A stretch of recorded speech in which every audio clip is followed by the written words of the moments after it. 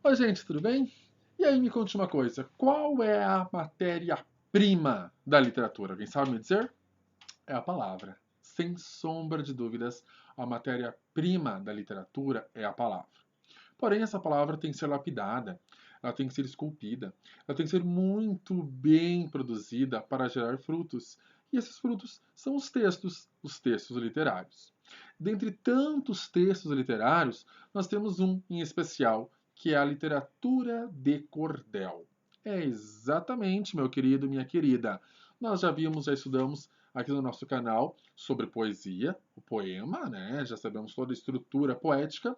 E a literatura de cordel segue basicamente aquela estrutura poética dos vídeos que nós assistimos sobre poesia. Qual que é a diferença? A literatura de cordel ela tem algumas especificidades. Aqui no Brasil, o seu grande chão é o Nordeste brasileiro. Tá? Aqui no Brasil é o Nordeste. Essa literatura de cordel, ela tem origem em Portugal e Espanha. E é uma literatura popular, uma literatura do povo. E ela veio para o Brasil logo depois que o nosso país foi descoberto pelos portugueses. E aqui ela ganhou suas próprias características, puxando para o povo que daqui ia nascendo, nosso povo brasileiro. É uma literatura feita apenas em versos e estrofes, obviamente, relembrando, verso, a linha do poema, estrofe, o conjunto desses versos, dessas linhas, né? Ela é apresentada em pequenos folhetos, tá? E esses folhetos, eles contam histórias em versos. Contam histórias fantásticas, contam histórias da realidade, trazem notícias, trazem histórias reais, enfim, histórias divertidas, histórias engraçadas, né, humor, histórias mais sérias, porque o cordel, ele vem de um Nordeste, ele vem de uma Europa, de uma época que não tinha jornal. Então, a notícia ela era transmitida, ela era passada através da poesia, através do próprio cordel. Tá? Impresso em folhetos rústicos ou de qualidade meio ruim de papel, né? E eles eram expostos em vendas e penduradas em cordas chamadas de cordéis. Por essa imagem aqui, nós temos a noção do que é o cordel em si. São esses pequenos folhetos curtinhos, bem pequenos, tá? E esses folhetos eles eram pendurados em varais como se fosse roupa, como prendedor inclusive de roupa, né? E através dessa imagem aqui, nós temos a ideia de um cordel, portanto. Bom, aqui, olha só, nós temos Iracema, né? Adaptações literárias, por exemplo, em forma de cordel, também é uma forma, né, de produção do cordel, tá? Olha as folhas coloridinhas, rosa, o verdinho, azulzinho, branco, amarelo, né? E eu vou ler para vocês um cordel que fala sobre o cordel. Quem escreveu foi o trovador cordelista Rodolfo Coelho Cavalcante. O cordel, origem da literatura de cordel e a sua expressão de cultura nas letras de nosso país. Cordel quer dizer barbante, ou se não mesmo cordel, cordão, mas cordel literatura. É a real expressão como fonte de cultura. Ou melhor, poesia pura dos poetas do sertão. Na França, também Espanha, era nas bancas vendida, que fosse em prosa ou em verso, por ser a mais preferida. Com o seu preço popular, poderia se encontrar nas esquinas da avenida.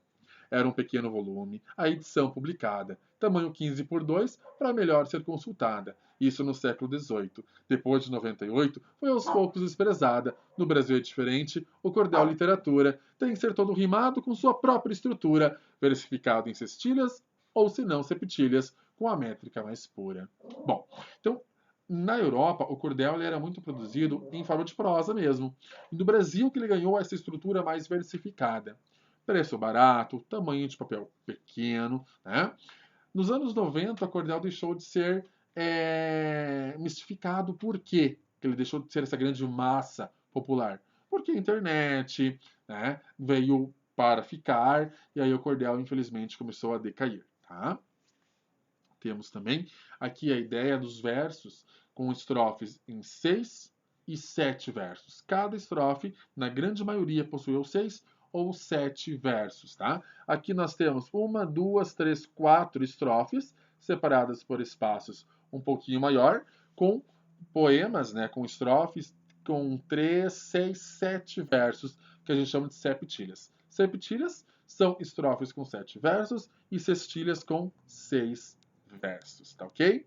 Bom, aí nós temos o repentista, que é a pessoa que recita ou canta essas estrofes, esses poemas em cordel, tá? Porque a ideia do poema de cordel, né, gente, é essa, é que ele seja realmente cantado. A ideia é ser cantado, fica mais legal, tá? No YouTube, inclusive, você encontra muitos versos cantados aí na ideia do cordel. Outro poema que eu lerei para vocês é de uma criança de apenas 5 anos chamado Lívia.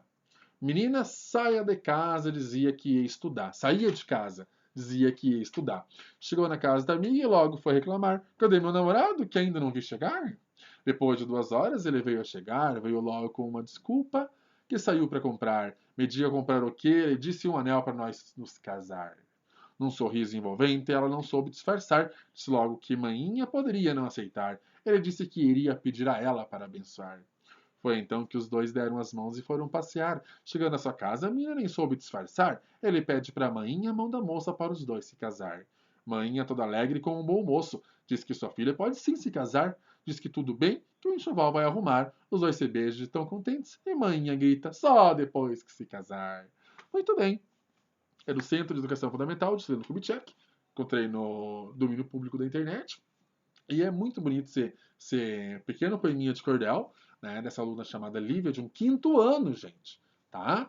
Maravilhoso, né? Sempre rimando. A ideia legal do poema de cordel é rimar, tá? Não precisa rimar todos os versos, mas quanto mais verso rimar, melhor, fica mais musical, fica mais gostoso. Vocês perceberam aqui a variação linguística bem acentuada, a ideia da variação nordestina é muito grande no cordel para trabalhar a ideia da variação linguística, é muito bacana também, né? Com palavras, com expressões próprias do Nordeste, tá?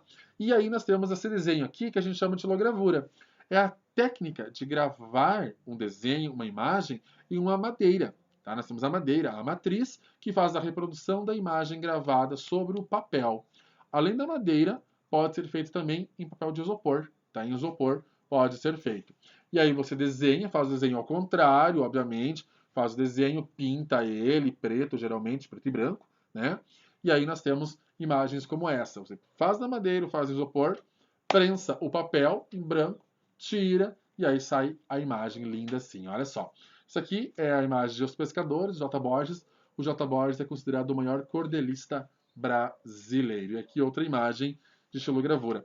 Eram as imagens que vinham principalmente na capa dos folhetos de cordel, como nós temos aqui, por exemplo, olha só. Tudo isso aqui desenhado, feito em madeira, em xilogravura. Muito bem, não conhecia cordel, agora está conhecendo. Se sabia e tinha alguma dúvida, agora tenho certeza que não a tem mais. Espero que tenham gostado desse vídeo e a gente se encontra numa próxima videoaula. Um grande abraço e até mais. Tchau, tchau.